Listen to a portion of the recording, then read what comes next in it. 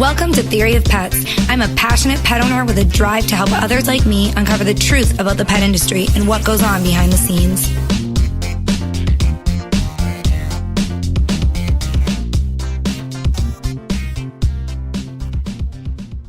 Welcome back to another episode of Theory of Pets. I've gotten a lot of questions from people who are considering publishing a book in the pet industry, and they've asked kind of how to go about it and if I could talk to anybody to figure out the steps that they would take. So I reached out to Dogwise, who is a publishing company, and they work with a lot of things related to pets, but they are very specific about what they choose.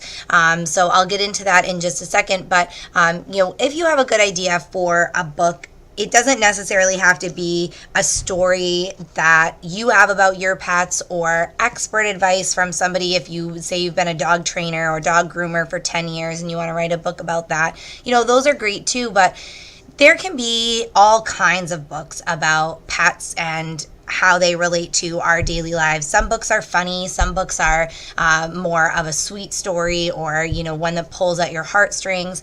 There are lots of different opportunities to get into writing about pets, and certainly not just dogs, cats, horses, all kinds. If you go to the bookstore, you can find books about virtually any kind of pet, everything from pet care to life experience with a pet.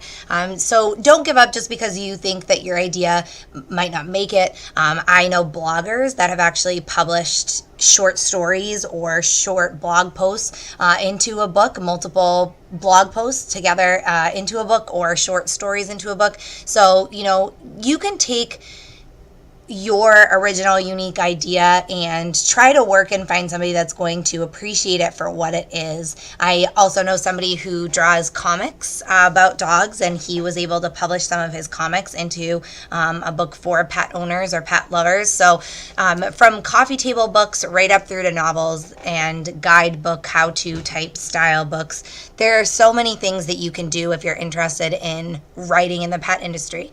So again, I talked to a representative from Dogwise, and I really wanted to start at the beginning. If somebody thought that they had a good idea for a pet-related book, what steps would they need to take to bring their book to life?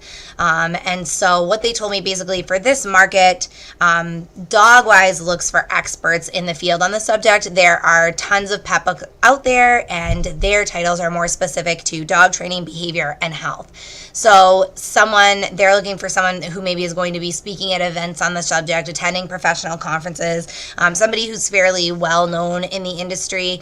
And this is one publisher. So keep that in mind. If you're looking for, say, a publisher that maybe is going to publish a bunch of short stories or a humorous book, or a book about the bond between a pet owner and their pet, look for a publisher, again, that's willing to take your idea for what it is. They don't want you to change a bunch of things. Of course, they're going to have critiques and want some changes made, but they shouldn't be wanting to change the entire idea of what you're going for.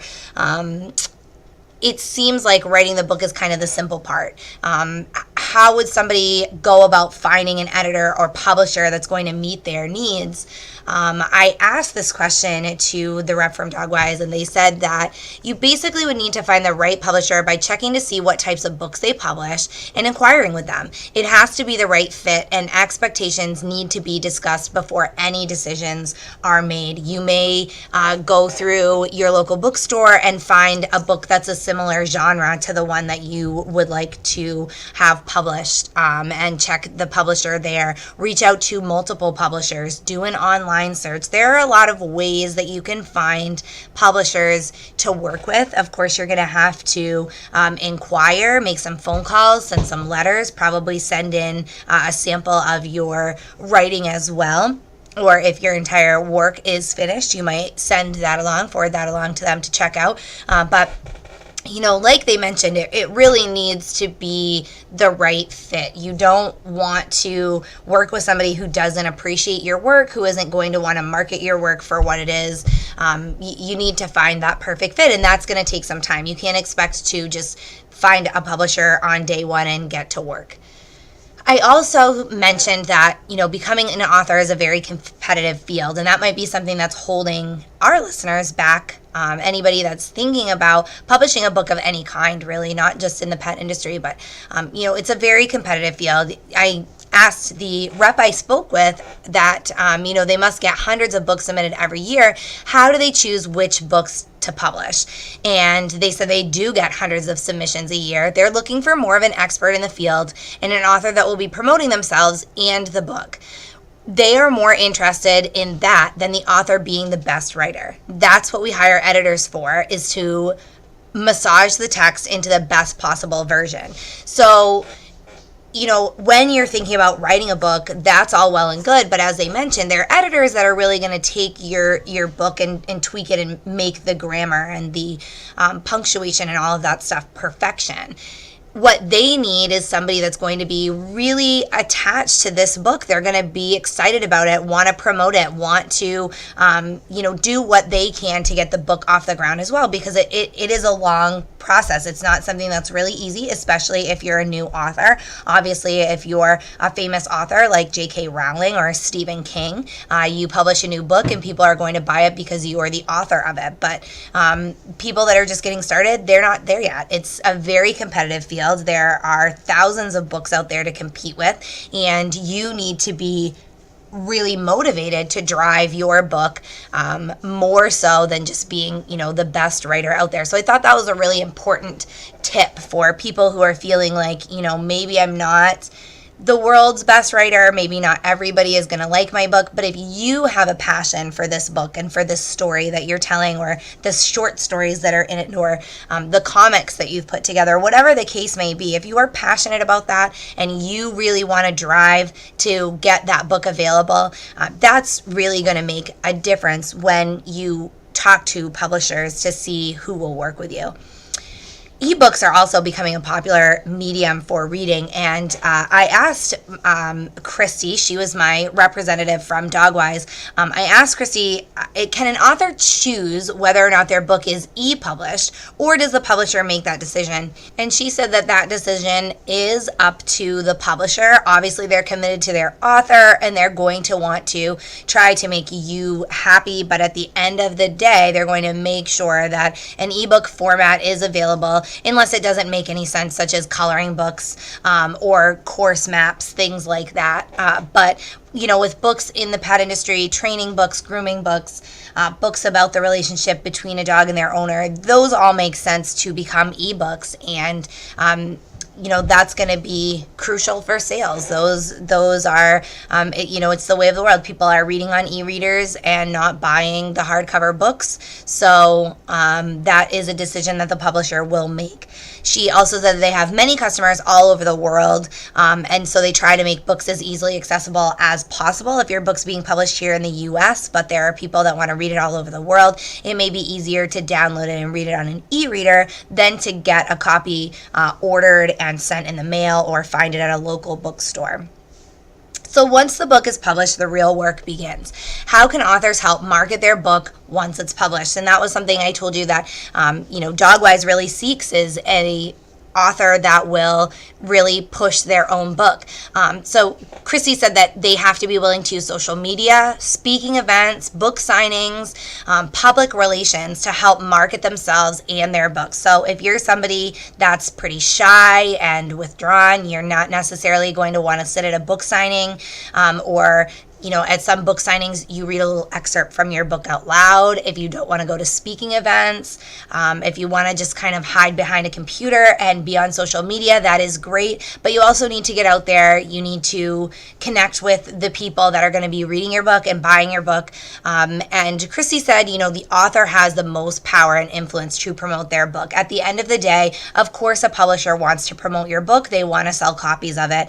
And while the author wants to sell copies too, the author is the one who wrote this book. They're the one whose story it is, no matter whether it's a hands-on book or a fiction story. That's your piece of work. That's your writing. You should be proud of that. You should be motivated to want to tell people about it and explain to people why you wrote this book. If you're, say, a dog trainer and you wrote a book about dog training, if you're an expert, you need to get out there and talk about your expertise in that field, why people should be buying your book compared to books written by tens of other dog trainers out there that write books every year. You need to tell them why it's important for them to read your book. If it's a fiction book, you need to get out there and connect with your audience. If it's a book about the bond between an animal and their owner, or, say an adoption story that changed the life of an animal and an owner, you need to talk about that. You need to make it clear to them that, this book has a powerful story and you are very passionate about that story. And that's why people should be looking for your book. So I also asked if Kirsty had any tips for listeners that may want to write a pet-related book. And she said, become an expert in the field about a subject that you're passionate about and look to see what else has been written on the subject before submitting a proposal. If they don't know what the competition is, they'll have no idea where their book fits into the market. And that's really important, as with anything that you want to do, any new market that you want to break into. There's research that needs to be done. Are you writing a book that someone else has written, that multiple other people have written? That's probably not going to sell very well. Are you writing a book that's different than everything that's ever been written and maybe is going to have a very small niche of people interested? That maybe isn't going to sell very well. So you need to be an expert on whatever it is that you might be writing about, and really help to sell your book, even to the publishers, before it gets on the store shelves. You need to be passionate about it. You need to tell people why this book is so great, where it fits in the field, what the competition looks like, and why your book is different from that. So, be really confident in what you're doing. And I mean, that's great advice for trying to get a book published, but it's really just great advice for life in general. If you're trying to break out into something, maybe you're an aspiring dog groomer or an aspiring trainer or somebody who's an aspiring dog walker or anything in the pet industry, you need to be confident with yourself and confident with the job that you can do, and tell people that. It's hard sometimes to sell yourself because you look at the competition and you think, oh my gosh, they have more experience than me, they have a better background, they have more going on in their corner than I do, and I don't know if I'm going to be able to compete with that. When you're trying to jump into a market, that old saying, fake it till you make it, that's the one that I think of. When I tell people, and people ask me about being a blogger or a podcaster or a YouTuber, I never had these hopes and dreams. I never thought to myself, okay, I'm going to take it to the next level and be a YouTuber. I'm going to take it to the next level and be a podcaster. I was nervous when these opportunities came, but I knew that it was the best thing for me, for my career, for what I wanted to do. I want to educate pet owners and pet lovers about all things related to their animals, and the best way to do that is to put myself on video and record myself and get the information out there to share with people. So, once you start, you're a little bit nervous, and probably calling the first couple of publishers is going to be very nerve-wracking, but be confident in yourself, and eventually you're going to see that confidence is paying off. Other people are seeing it too, and you'll get there. Be persistent, be patient. Again, as my expert from Dogwise said, it's not something that's going to happen overnight. You need to find a publisher that's the right fit for you. So come up with an idea, pitch your idea over and over again, and eventually somebody is going to see it for the value that you see in it and what you can give to that topic, and they will be honored to work with you. And until you find that person, just keep trying. If you guys have any other questions about how to get a book published or the publishing process or how to find a publisher or anything like that, feel free to reach out to me. You can jump on our website, theoryofpets.com. While you're on there, if you would take a quick second to leave me a review, that would be great. When I reach out to experts to try to get my questions answered, it helps to show that you guys are out there listening.